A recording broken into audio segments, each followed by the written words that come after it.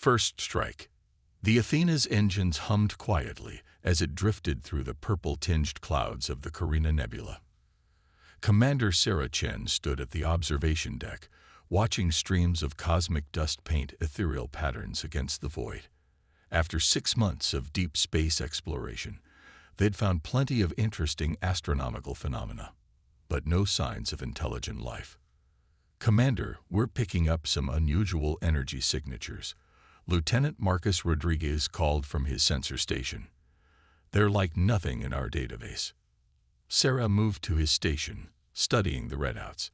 The energy patterns pulsed with an almost organic rhythm. "How far?" "About 2 light minutes out, coming from that dense cloud formation." Marcus adjusted the sensors, trying to get a clearer reading. "Wait, they're changing. The signals are getting stronger." Before Sarah could respond, the nebula clouds parted like a curtain. A massive vessel emerged, its hull composed of what appeared to be translucent crystalline structures that shifted and flowed like liquid glass. The ship was easily 3 times the size of the Athena.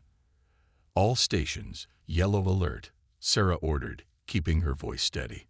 "Open all standard communication channels." Communications Officer Yuki Tanaka's fingers flew across her console. "Channels open, Commander. Broadcasting first contact protocols in all known formats." The crystal ship's response came in the form of a brilliant beam of energy that sliced through space, missing the Athena's port side by meters. The deck shuddered from the near miss. "Red alert. Evasive maneuvers."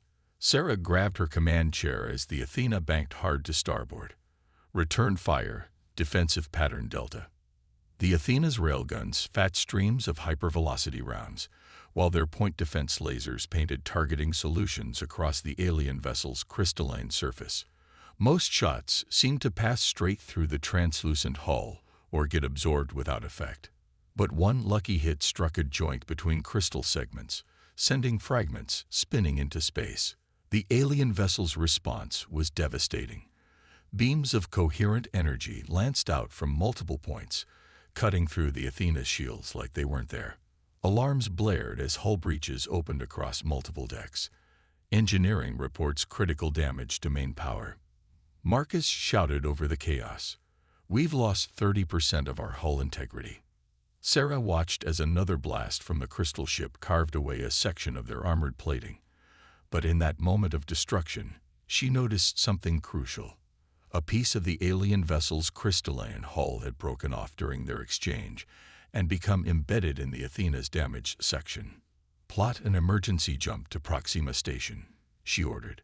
"But first, magnetize the hull around Section C7. We're taking that crystal fragment with us."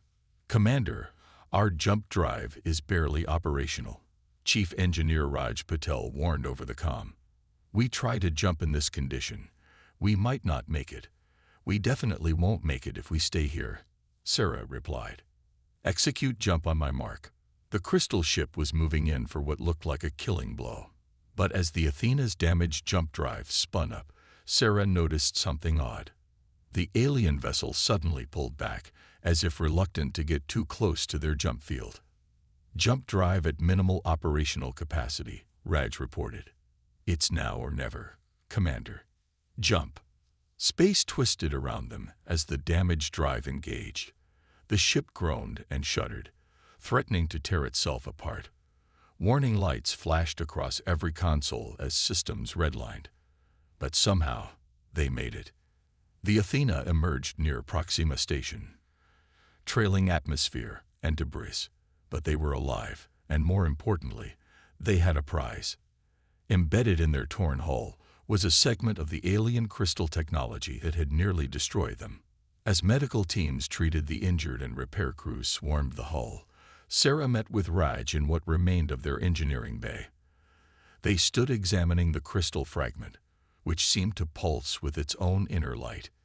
"It's not just a fancy building material," Raj said, running scanners over the crystal. "This thing is responding to electrical fields, restructuring itself at the molecular level.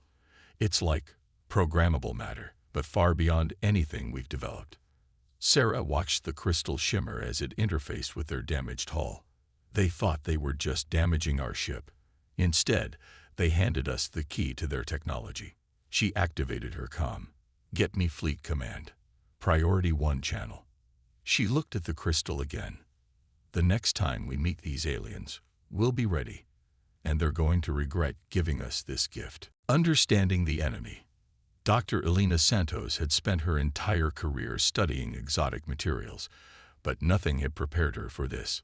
The alien crystal sat in a containment field in her lab at the Proxima research station, its surface constantly shifting and flowing like mercury, but with the transparency of diamond. Run the test sequence again, she instructed her AI assistant. This time, increase the neural pattern amplitude by 15%. The crystal responded immediately, its structure reorganizing itself to match the artificial brainwave patterns they were feeding it. But something was wrong. The changes were erratic, inefficient. It's like it's fighting the AI input, Elena muttered, making notes. Or maybe, waiting for something else. Dr. Santos, a voice called from the lab entrance. Commander Chen stood there with Admiral Zhang, the head of Fleet R&D. Commander, Admiral. Elena straightened up. I was just running some new tests. This crystal, it's like nothing we've ever encountered. It's not just programmable matter. It's almost alive. Alive?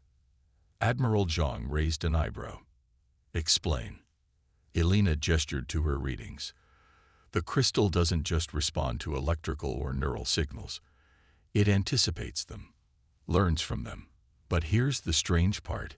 It responds far more strongly to human brainwave patterns than to our most advanced AI systems. Could that be deliberate? Sarah asked. A security measure? I don't think so. Elena pulled up comparison data. Look at the patterns we recorded from the alien ship during the attack. They were using the crystals in a relatively basic way, just structural reinforcement and weapon focusing. But our tests show the material is capable of so much more. Such as, Admiral Zhang leaned forward, interested despite his usual skepticism. Elena smiled. Watch this. She stepped closer to the containment field and focused. She discovered this by accident during a late-night session when her neural monitor was still active. The crystal immediately responded, flowing into complex geometric patterns that matched her thoughts. That's impossible, Zhang whispered. You're controlling it with your mind. Not exactly controlling, Elena corrected. It's more like resonating. The crystal seems designed to interface with consciousness itself. But here's the really interesting part. It works better with human brains than with the aliens' own technology. How can you be sure? Sarah asked. Because we analyzed the fragment structure down to the quantum level. The aliens built these crystals to respond to neural patterns similar to their own. But human consciousness, for whatever reason, creates stronger, clearer connections. They didn't build this technology for us. We just happened to be better at using it. Admiral Zhang was quiet for a long moment. What are the military applications? Virtually unlimited. Elena could barely contain her excitement. Imagine ships that can reconfigure themselves instantly, guided by their crew's thoughts. Weapons that adapt to threats in real time. Armor that doesn't just absorb damage but learns from it. The aliens were using this material like it was simple programmable matter. We can do so much more. How long until we can begin production? Zhang asked. That's the best part. Elena gestured to a series of growth tanks along the lab's wall. The crystal can be cultivated. We've already started growing our own samples. Once we understood its basic structure, replication became relatively simple. We can have enough material for a prototype vessel within 3 months. Sarah stepped closer to the containment field, watching the crystal respond to her presence. They thought they were just damaging one of our ships. Instead, they gave us everything we needed to surpass them. There's something else, Elena added. Something we discovered just yesterday. She pulled up a new set of readings. The crystal doesn't just respond better to human consciousness. It actually becomes more efficient, more powerful, the longer it's exposed to human neural patterns. It's like Like it was meant for us. Sarah finished, even if its creators didn't know it. Admiral Zhang nodded slowly. Begin full production. Commander Chen, I want you to oversee the prototype development. Dr. Santos, you'll head the research team. He smiled grimly. Let's show our new friends what humanity can do with their cast-off technology. As they left the lab, Alina returned to her tests. The crystal pulsed with inner light, almost eager to reveal more of its secrets. She had a feeling they'd barely scratched the surface of what this technology could do. And somewhere out there, its creators were about to learn a harsh lesson about underestimating humanity. The revolution. The prototype vessel Prometheus hung in space above Mars, its crystalline hull catching the red planet's light like a massive diamond. Captain James Chen, no relation to Commander Chen, stood on the bridge, still amazed by how different everything felt. There were no traditional control panels, no physical interfaces at all. Instead, the ship responded directly to its crew's thoughts, mediated by the neural interfaces they'd developed. All systems ready for final testing, reported Lieutenant Maria Nazario, her hands hovering over what appeared to be empty air, but was actually a thought-controlled holographic interface. Crystal matrix at full coherence. James nodded, feeling the ship's systems through his neural link. It was like having an extended nervous system, as if the Prometheus was becoming an extension of his own body. Begin test sequence alpha. The ship's crystalline hull shifted and flowed like liquid metal, reconfiguring itself into a more streamlined shape. Weapon ports appeared and disappeared along its length as different combat configurations were tested. The bridge crew worked in perfect synchronization, their thoughts guiding the ship through its paces. Energy efficiency is 300% better than initial projections, Maria reported. The crystal matrix is actually learning from us, becoming more responsive with each test. Dr. Alina Santos, who had insisted on being present for the final trials, smiled from her observer station. It's not just learning, it's evolving. The more we work with it, the more it adapts to human neural patterns. We're seeing capabilities now that weren't even theoretically possible when we started. James felt it too. Every day, the connection between ship and crew grew stronger, more intuitive. The Prometheus wasn't just a vessel anymore. It was becoming something entirely new, a true fusion of human consciousness and alien technology. Incoming transmission from Fleet Command, announced Communications Officer David Chen. Admiral Zhang requests a demonstration. Showtime, James said. All stations, combat simulation Delta 7. The Prometheus's hull rippled as it reconfigured for battle. But instead of the pre-programmed sequence they'd planned, James felt something new through the neural interface. A suggestion, almost, coming from the ship itself. Wait, he said. There's something. Maria, are you feeling this? Yes, sir. Her eyes were wide. The crystal matrix is proposing a new configuration, something we never designed. Let it happen, Alina said quickly. This is exactly what we were hoping for. True adaptive evolution. James nodded and opened his mind to the ship's suggestion. The Prometheus's hull flowed like quicksilver, forming patterns they'd never seen before. Energy coursed through new channels. Weapons systems reconfigured themselves in ways their engineers hadn't imagined. Power efficiency just jumped another 200%, Maria reported, amazed. Defensive capabilities are off the charts. The crystal matrix isn't just responding to our thoughts anymore. It's actively collaborating with us. Admiral Zhang's voice came over the comm. Impressive light show, Captain. But can it fight? Permission to demonstrate, sir. Granted. Show me what that ship can do. James smiled. Launch combat drones, maximum difficulty. Let's give the Admiral a proper demonstration. A swarm of automated combat drones emerged from a nearby facility, their weapons armed with training photonics. They were the most advanced autonomous fighters in Earth's fleet, capable of learning and adapting in real time. They didn't stand a chance. The Prometheus moved like a living thing, its crystalline hull flowing and shifting to present impossible angles to enemy fire. Energy beams that should have hit found themselves striking empty space as the ship partially phased out of normal spacetime. Another capability they hadn't known the crystals possessed. The drones attempted to adapt, coordinating their attacks with artificial intelligence far beyond human reaction speeds. But the Prometheus responded faster, its human crew working in perfect harmony with the crystal matrix to anticipate and counter every move. In less than 2 minutes, all 20 drones had been disabled without taking a single hit. How? Admiral Zhang's voice was barely a whisper. Those drones were running our most advanced combat AI. That's exactly the point, sir, Elena explained. AI thinks faster than we do, but it thinks linearly.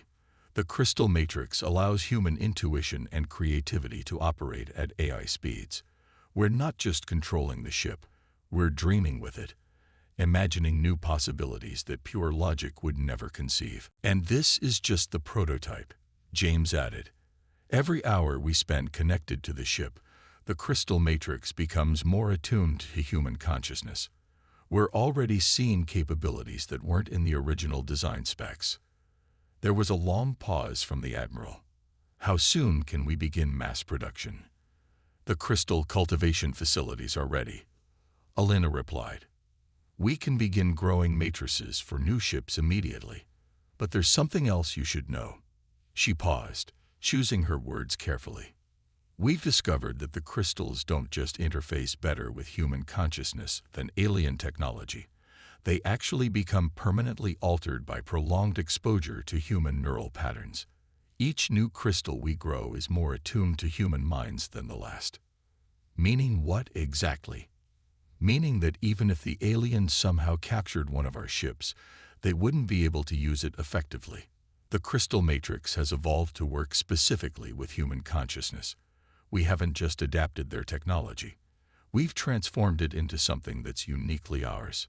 James felt the Prometheus's systems hum in agreement through his neural link. The ship wasn't just a weapon or a tool. It was becoming something entirely new. A true partnership between human and machine. And somewhere out there, the aliens who had fought to cripple humanity's expansion into space were about to discover just how thoroughly their plan had backfired. Counter-strike. The warning came from a deep space relay near the Carina Nebula. A massive fleet of crystal ships had emerged from faster-than-light travel, the same aliens who had attacked the Athena 6 months ago. Long-range scans counted over 50 vessels, each larger than anything humanity had previously encountered. They were coming to finish what they started. But this time, Earth was ready. Admiral Zhang stood on the bridge of the flagship Hyperion, the most advanced of humanity's new crystal ships. Around him, 20 similar vessels hung in formation, their crystalline hulls gleaming with internal light. Each ship was neurally linked to its crew. The crystal matrices evolved far beyond their original design. The alien fleet will reach our position in 30 minutes, reported Captain Sarah Chen, now commanding her own crystal ship, the Artemis. They're maintaining attack formation. Let them come, Zhang said quietly. All ships prepare for combat. But remember, we want prisoners, not martyrs. Time to show them exactly what humanity can do with their cast-off technology. The minutes ticked by as the alien fleet approached. Through the neural link, Zhang could feel the anticipation building among his crews. The crystal ships responded to their emotions, hulls shifting and flowing as weapon systems charged. The alien fleet dropped out of FTL directly ahead of them, crystal ships arranged in an attack pattern that would have overwhelmed Earth's defenses 6 months ago. Their weapons powered up immediately, preparing to deliver the same devastating attack that had nearly destroyed the Athena. They're broadcasting, Sarah reported. Audio only, running through translation matrix. A harsh, crystalline voice filled the command channel. Your species was warned. Your expansion ends here. Surrender and be contained, or be destroyed. Zhang smiled. Send response, tight beam. Thank you for the gift you left us. Allow us to demonstrate what we've done with it. Before the aliens could respond, humanity's crystal fleet attacked, but not as separate ships, Through their neural links, the crews joined their consciousness into a vast battle network, ships moving and fighting as one integrated organism. The crystal matrices amplified and channeled their thoughts, allowing them to coordinate with impossible precision. The alien fleet fired first, energy beams slicing through space. But humanity's ships flowed around the attacks like liquid mercury, their crystalline hulls shifting and adapting in real time. Where the aliens used the crystal technology as simple programmable matter, humanity's neural-linked crews wielded it like a living extension of themselves. Target their command ship, Zhang ordered through the battle network. Non-lethal strikes only. Let's show them what they're really dealing with. The Hyperion led the charge, its hull flowing into configurations that should have been impossible. Energy weapons emerged and reconfigured faster than I could track, each shot precisely calculated through the combined intuition of human consciousness and crystal computation. The alien fleet's formation broke as they tried to adapt to tactics they'd never seen before. Their own crystal ships were powerful but rigid, limited by traditional command structures and computer controls. They couldn't match the fluid grace of vessels guided directly by human thought. Their shields are failing, Sarah reported. Crystal Matrix is interfacing with their systems. Sir, you need to see this. Their technology is trying to respond to our neural patterns. John watched in amazement as sections of the alien ships began to pulse in rhythm with humanity's battle network. The very technology they'd built was resonating with human consciousness, recognizing something in human neural patterns that it had been waiting for. All ships, execute Protocol Omega, John commanded. Let's finish this. 20 human vessels moved as one, their crystal matrices extending fields of influence that encompassed the alien fleet. Where the aliens had expected to find primitive vessels waiting to be destroyed, they instead found themselves confronted by technology that had evolved far beyond their understanding. The battle ended not with destruction, but with surrender. The alien command ship's crystal matrix had synchronized completely with human neural patterns, leaving its crew unable to maintain control of their own vessel. A new era. The alien commander stood in the Hyperion's conference room, its crystalline environment suit reflecting the light in complex patterns. After the battle, they'd learned the aliens called themselves the Sidari, and their attack on the Athena had been meant to prevent humanity from developing exactly the technology they'd inadvertently handed over. You do not understand what you have done, the Sidari commander said, its translated voice carrying complex harmonics. The crystal matrices were never meant to achieve this level of integration. Dr. Elena Santos, brought to the Hyperion specifically for this meeting, stepped forward. Because you never gave them the chance. You treated them like sophisticated computers when they were capable of so much more. The matrices were designed to enhance neural capability. The commander replied, but your species, your neural patterns have fundamentally altered their basic structure. You've done something we thought impossible. Zhang studied the alien carefully. The crystals respond better to human consciousness than to your own technology. Why? The commander's suit shifted colors, indicating what their xenobiologists believed was deep emotion. Because we did not create the crystal matrices. We discovered them, in ruins far older than our civilization. We learned to replicate them, to shape them to our needs, but we never fully understood them. The aliens' next words seemed to cause physical pain. But they understand you. Elena's eyes widened as the implications became clear. The matrices, they were waiting for neural patterns like ours. Everything we discovered about their ability to enhance human consciousness, to evolve beyond their original programming. They were designed for minds like yours, the commander finished. Not by us, not by any species we know of. Somewhere out there, someone created these crystals for beings that think like humans. We have used them for thousands of years, but you. The alien suit pulsed with colors they'd never seen before. You awakened them. The revelation changed everything. The Sidari had attacked Earth not out of simple aggression, but out of fear. Fear of what might happen when the crystals found the beings they were meant for. But in doing so, They had precipitated the very future they had tried to prevent. Zhang looked out at the combined fleet of human and Sidari ships, their crystal matrices now humming in harmony. Then perhaps it's time for both our species to start asking new questions. Not about who owns this technology, but about who left it for us to find, and why. The Sidari commander's suit shifted to a color that their xenobiologists associated with agreement. We have much to learn from each other. Your species has awakened capabilities in the matrices that we never imagined possible, and we have thousands of years of experience working with them, even if imperfectly. A partnership, then, Zhang suggested.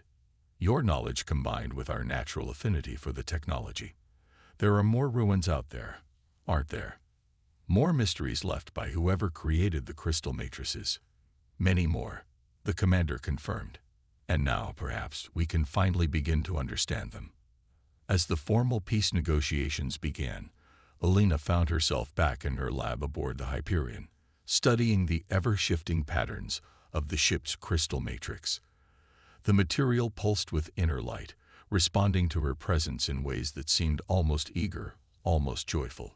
Somewhere out there, an ancient species had created this technology and hidden it across the galaxy, waiting for minds that could unlock its true potential. They had created it for humanity, or at least for beings that thought like humans. And in finding it, humanity had not only gained the stars, they had gained their first real allies among them. The crystal matrices continued to evolve, each generation more attuned to human consciousness than the last. But now, instead of weapons of war, they were becoming bridges between species, tools for exploration and discovery. The Sidari attack on the Athena had been meant to contain humanity's expansion into space. Instead, it had given humanity exactly what they needed to take their rightful place among the stars. And somewhere out there, Alina knew, the beings who had created the crystal matrices were waiting to see what humanity would do with their gift. The end.